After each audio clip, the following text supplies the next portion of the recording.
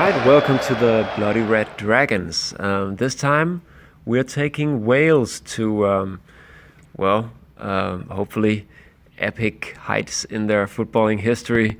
Anyway, we're trying to qualify to the 2,000 euros, which is something that Wales did not do in real life.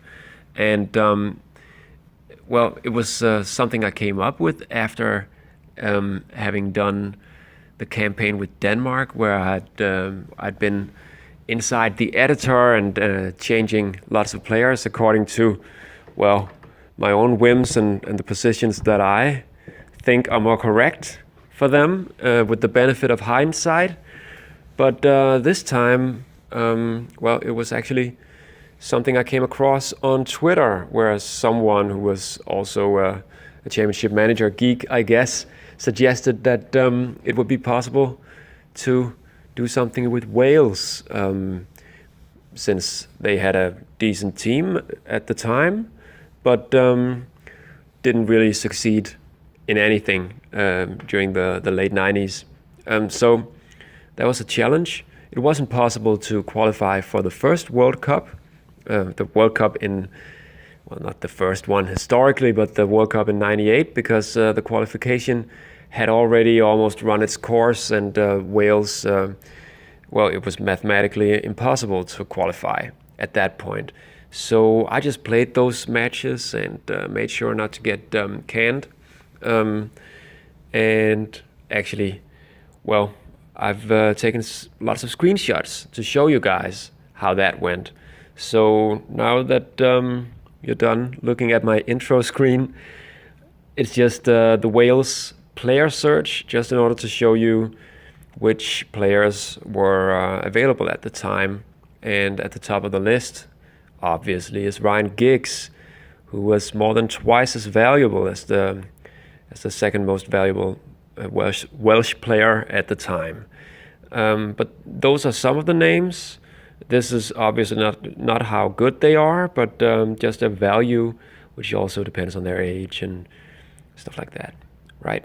Even though there are lots of forwards to choose from, I chose a formation with only one forward, and that is because Mark Hughes is not a striker. He's a forward center in the game, and he can also play the attacking midfielder position.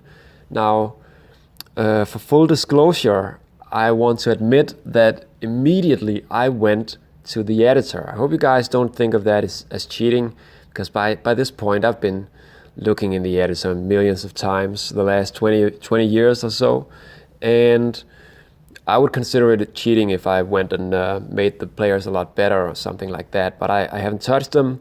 I just wanted to make sure about some of the playing positions, which is something that, for some positions you can also do it in the player search.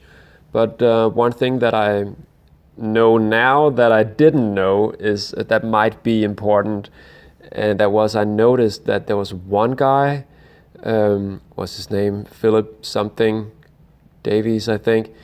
He's a really old guy, close to retirement, but he can play almost all positions except, except forward. But all the positions in midfield and the defense, he can play those. Right, left, and center. It's just like secret positions. So that's useful. And that's something that I noted right away. And I'm going to need that because we have a problem in the right back position. This guy, Clayton Blackmore, that I chose initially, he ended up hanging up his boots by the end of the season. So, obviously, in this version of Championship Manager, if you did not know this, then it might have come as a surprise, but I'm thinking most of you interested in watching a video like this would know that all the old players that retire, they get regenerated as what we call a regen, someone with a different name, but basically the same player, same positions, and at the height of his career, hopefully the same skills. Well, my first match, I had 2 matches left in the World Cup qualifying series that wasn't possible to qualify from. First one was an away game against Turkey. And well, obviously they would be the favorites, but we might have a chance in a match like this. So I went with this formation. We got Dean Saunders up front, kind of old, but he should play well enough. And then John Hartson is probably the better forward of the two, but he's still kind of young. I think he's 20 or 21 at this point. So I chose Saunders because Hartson will surely take over in a short while, so why not use Saunders from the beginning? I went with Bowen on the right wing. Got a hard-hitting midfield with Vinnie Jones and Gary Speed. Gary Speed is a midfielder left, but he can also play the central midfield position. Again, that's helpful to know. So it ended like this, with Mark Hughes and Mark Crossley playing well. At least Mark Crossley gets a good rating, and I didn't take a screenshot of it, I think. Well, I might have, but no, I didn't. This is the next. Right, I might have, but I didn't. And the thing is, he didn't play very well. So I chose a different goalkeeper for the next match. And I don't know. It's really hard to tell whether a goalkeeper plays well in Championship Manager. Well, I guess it's hard to assess in the real world too. But in a match like the one against Turkey, they didn't get that many chances, but still the one goal that the two goals that they did score, I think it was 2 out of 5 shots on target or something like that. So I went with the other goalkeeper for the next match, and that went pretty well. A 1-1 result away against Belgium. I think that's all right, but still not the best start for Wales. But then we were lucky to meet San Marino, and they can't play football for shit. So that was John Hartson's opportunity. I chose him up front, and he thanked me for that by scoring 4 goals, which is pretty cool. And the rest of the team played well, with the exception of Clayton Blackmore on the right back position, which is, well, a problem. And then Jason Bowen, by his performance in this match, he told me pretty clearly that I should probably pick John Oster, who had the chance to get to play from the 65th minute and did really well, scoring a goal, getting a rating of 9. I don't know about the pronunciations though. You're welcome to correct me. John Oster, I'm going with Oster. Right, looks like this. The Euro Championship qualifying series draw has us playing against Belgium, Czech Republic, Estonia, and Georgia. And I don't think it's the worst draw, but it's difficult enough. Anyway, my next match was against Italy, and we got beaten 2-0 at the National Stadium in Wales. So that wasn't so great. But Chris Coleman, who later went on to become the manager for the national team, obviously, that's my first choice as a left defender. Could also use Kit Simons, but even though he's getting lots of matches for Man City, he's not happy or fit or anything. But anyway, that was all the matches for the first season, and it was a lot of clicking through stuff where nothing happened, like just clicking through the calendar, and that's all right. I don't mind it because I've got the game working on my Android phone, so I'm just doing that while doing something else, basically. And then I'm stopping to play the matches and record the interesting ones. Obviously, you haven't seen any recorded matches yet, and that's because those matches are not important in terms of the Euro qualification.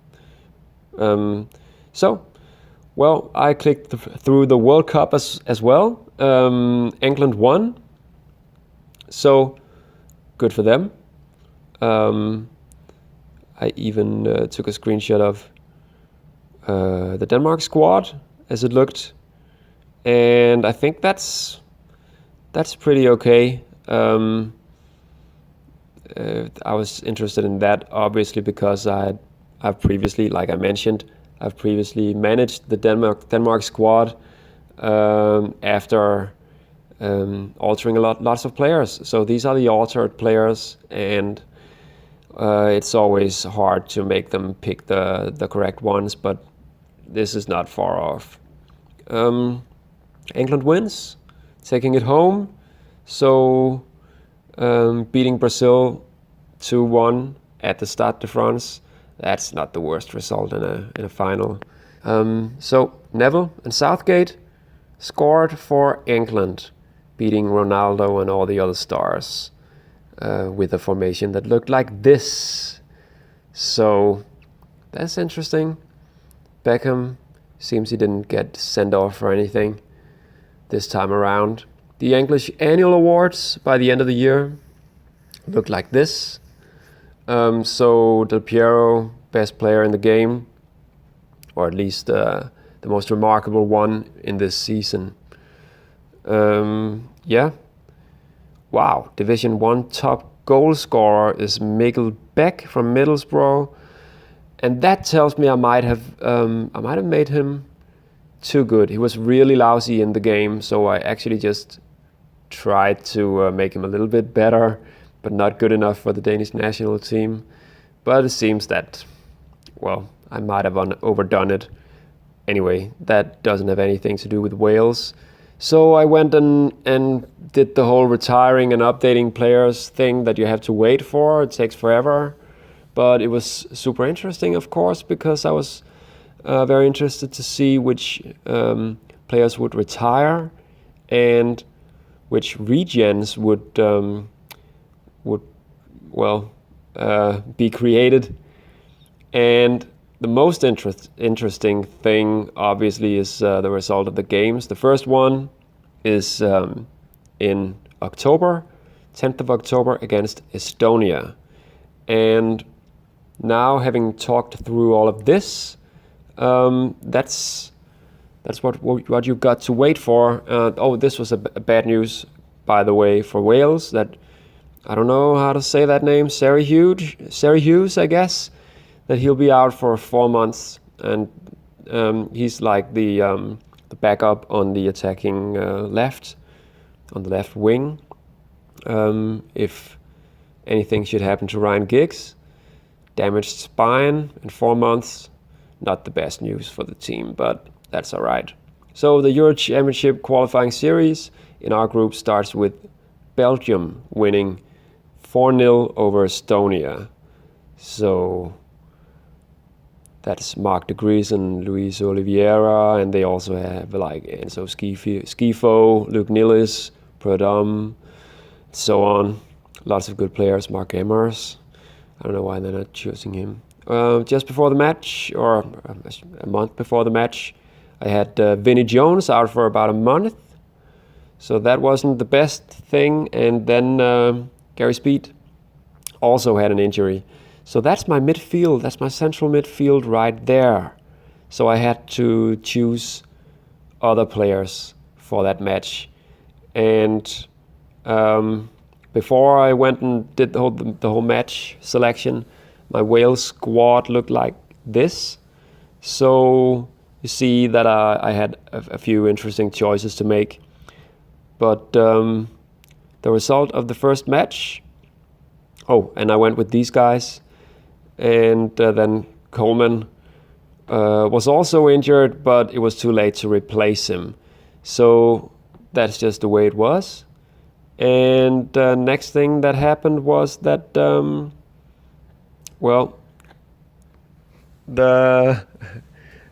match day came. So let's see what happens.